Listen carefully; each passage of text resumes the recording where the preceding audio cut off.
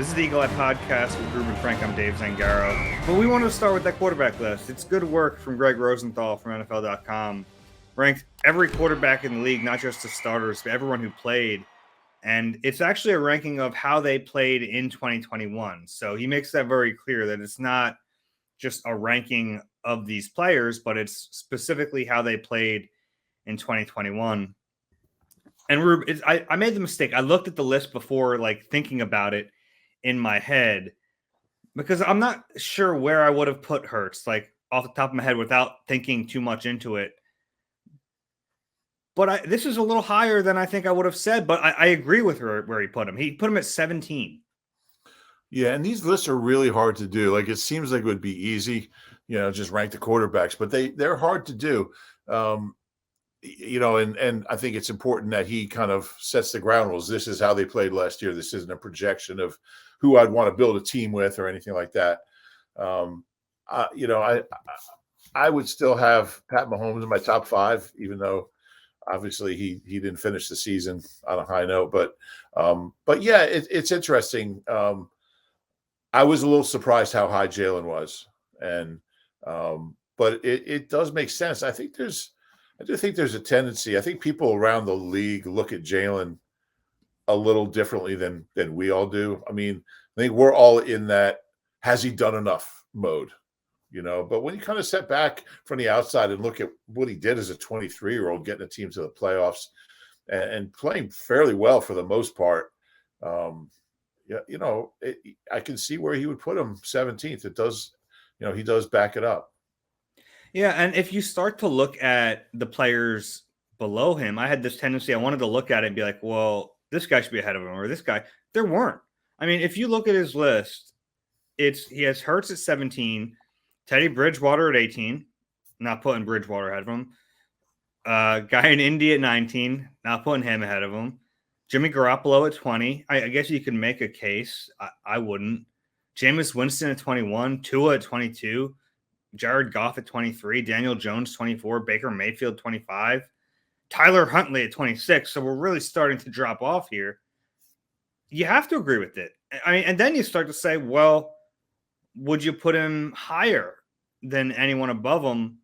Let me go from 10 down, Ruben. You tell me if you'd put Hurts above any of these players, okay? 10, Derek Carr. No. 11, Russell Wilson. No. 12, Ryan Tannehill.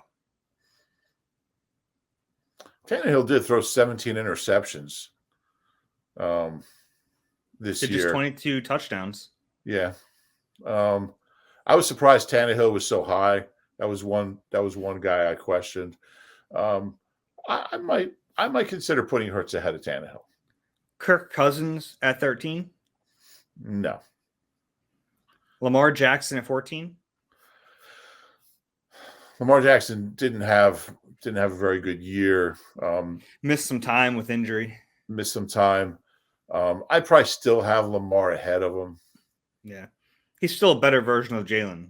So it's tough to. Yeah. I mean, he threw more picks. I think the touchdowns were the same. Jalen had 10 rushing touchdowns. Lamar had 2. They rushed for about the same number of yards. You can make a case for putting Jalen ahead of Lamar Jackson just based on especially with this criteria. Matt Ryan at 15. Yeah, actually, probably not. But yeah, I'm just not the world's biggest Matt Ryan fan. But at this point in his career, but I guess Matt Ryan would be ahead of him still. And then Mac Jones at 16. I'd probably have him a bit ahead of Jalen. Okay, yeah. So we pretty much agree with exactly where he put him. I mean, you can make a case for Lamar and Tannehill. You can make a case for him being a size 15, probably. Mm-hmm. I wouldn't drop him any lower. There's nobody. I mean, maybe Garoppolo. I'm not a big Garoppolo fan, so I don't think I would do that. But I think 15 to 17 does seem to be kind of where he belongs. Yeah, it's funny. I came back from vacation and I heard all this Garoppolo stuff. I'm like, Eagles. Was there a report? And it wasn't a report. It was it was basically, I think it was Albert Breer wrote the Eagles are one of the teams that could be in a quarterback market when he was explaining. And then it like people took it from there as like the Eagles were interested in Garoppolo. That wouldn't make any sense. Some blog, I've never heard of it, took Breer, and it was at the end of a notes column that Breer wrote, and Breer just threw a name, he's just throwing names out there, which we all do. And the website said Eagles expected to pursue Jimmy Garoppolo. And I'm sure they got a billion page views, but you can't do that. I mean, you can't just invent a story. That's not what Breer said. It's not what he wrote. And then I'm getting all these tweets, I can't believe that's so disrespectful to Jalen. I can't believe they're doing this to Jalen. Well, doing what? They're not doing anything.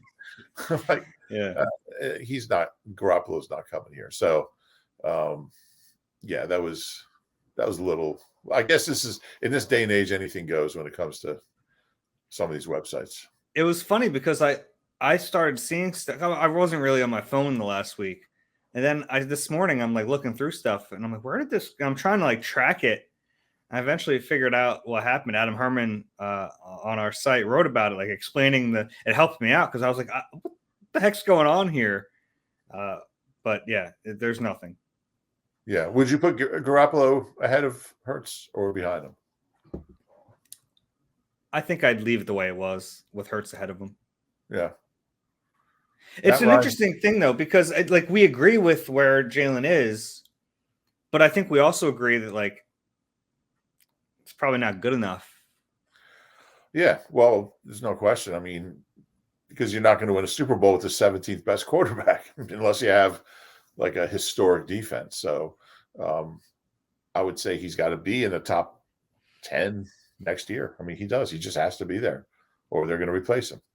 Yeah, it feels like to me, it's like the biggest fear with a quarterback is that you end up in this middle ground where, yeah, they're good, but are they going to be great? Or are you stuck in this pattern where you're going, well, maybe it'll be a little better next year, a little better. He has the tools. And it's like, Kirk Cousins. Is Kirk Cousins ever going to be he'll put up some numbers and he'll do good things. He's a good quarterback. But like, is he ever going to be an elite quarterback? I mean, he's always going to put up. I mean, we said that about, Matt Stafford. I mean, he was kind of Kirk Cousins, always putting up good numbers for bad teams. I guess if you put Kirk Cousins on a great team, I think you could probably win with him. But I also think the difference is that Jalen's 23. And, if you're going to have a quarterback you're not sure about, have one who's 23 and has gotten better each year, and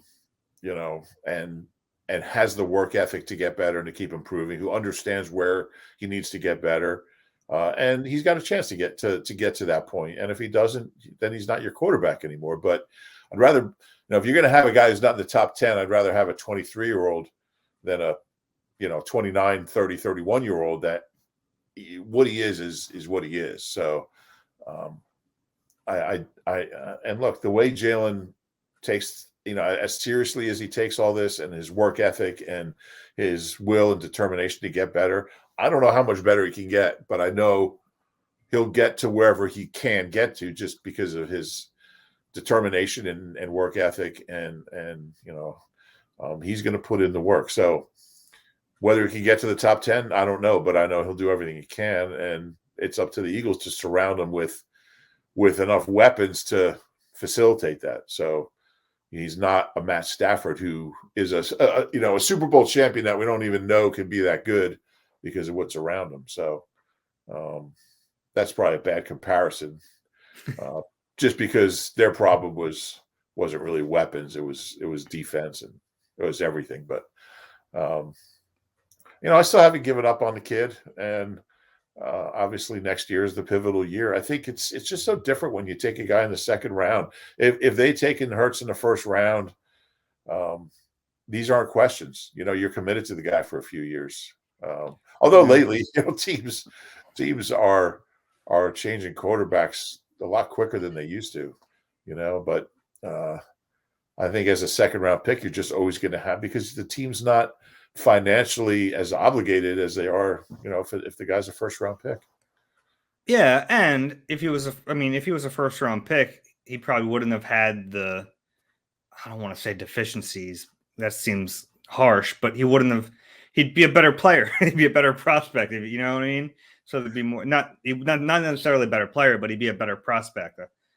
Yeah, but if Jalen Hurts was a first round pick and had the exact same season he had this past year, I think the expectation would be that he would get better. Well, he's a first round pick; he'll get better. I mean, Trevor Lawrence's first year as a starter. I mean, he was a rookie, but people look at him and like, well, he's going to get better. Yeah. And he's the same age as Jalen, and they had started about the same number of games. I don't know. I think everyone's like, nobody's talking about replacing Trevor Lawrence. So they have a new coach. I think he'll do well with them. But I just think everyone looks at non-first round quarterbacks differently. There's just a different expectation. And yeah, my point isn't that it's just the round. It's the evaluation of the player that led to him being that round pick too. Yeah, it's not like, you know what I mean? Yeah. But I generally agree with you, and I'm really curious to see. In the back of my mind, I'm like, I'm kind of rooting for them to give him this year. I want to see it. I want to see what he can do. I don't know what he can do,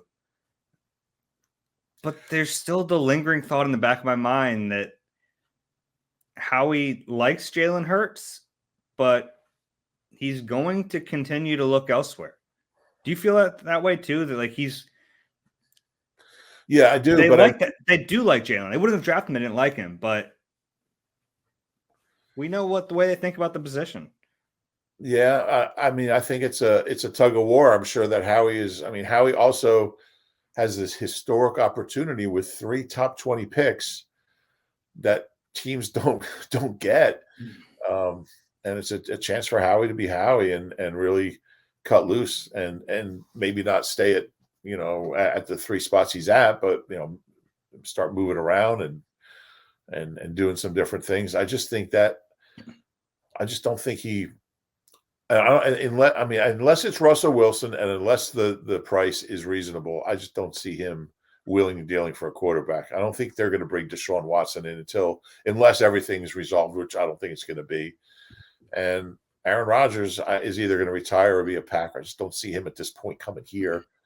And I don't know who else there is. I don't know who else could possibly make sense for the team that he's on and for the Eagles. There's just not that many veteran guys out there who are going to be moving. So I'm with you. And it would have to, for me to do it, it would have to be an elite player. You wouldn't possibly wreck the locker room for, Jimmy Garoppolo. Why would you do it? Okay.